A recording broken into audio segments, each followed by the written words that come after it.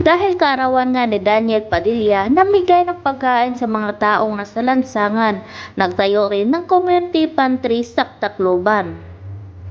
Bilang bahagi ng selebrasyon para sa 26th birthday ngayong araw, nag-share muli ng kanyang blessing si Daniel Padilla sa nangangailangan nating mga kababayan. Ito ang masayang ibinahagi ng kanyang inang si Carla Estrada sa pamamagitan ng Instagram, kung saan makikita ang ilang litrato ng mga food pack sa kanilang ipinamigay.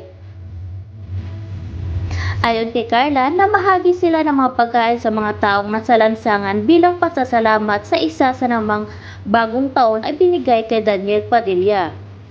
Ayon pa sa kanya, "Good morning! Pag may birthday sa pamilya, matik na sa mga kasamahan ko sa bahay na dapat maraming imbitado. Pero dahil sa sitwasyon natin ay kami na lang maghahatid ng kaunting salo-salo sa inyo." Yan ang caption ng TV host sa kanyang IG post. "Kuya gising, birthday ni DJ, kain tayo, salamat sa mga volunteers ko, Mac at Jens," hirap pa niya. Pinasalamatan din ng nanay ni Daniel ang kanyang mga kaibigan sa Tacloban, Leyte, na punong abala naman sa pag-oorganisa ng community pantry para sa ipagdiwang ang birthday ng anak.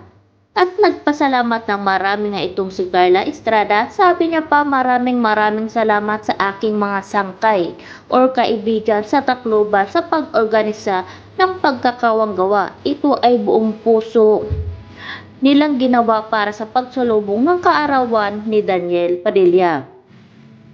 Mabuhay kayo aking mga kaibigan, masayang maging bahagi ng paghatid ng tulong sa kapwa. To God be all the glory. Mensahe pa ng actress TV host na si Carla Estrada.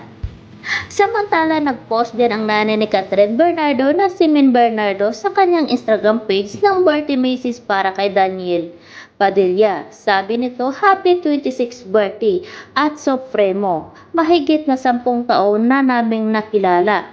Mula nung nagsisimula ka palang magbinata, nakita ko ang kalukuhan at kapilwahan mo sa lahat ng bagay. Pero napagdaanan nating lahat ang mga yan. Nakita din naming lahat ang tunay na Daniel John Ford, maalaga, mapagmahal at mabait na anak at kapatid."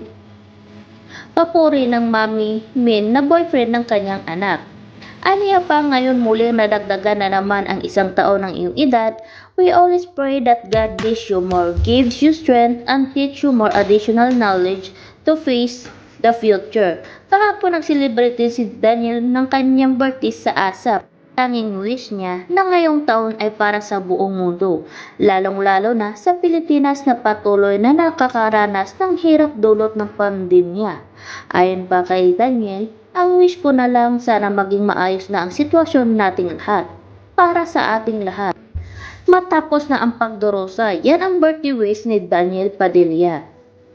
Happy 26th birthday sa iyo, Daniel Padilla. More blessings at God bless to you.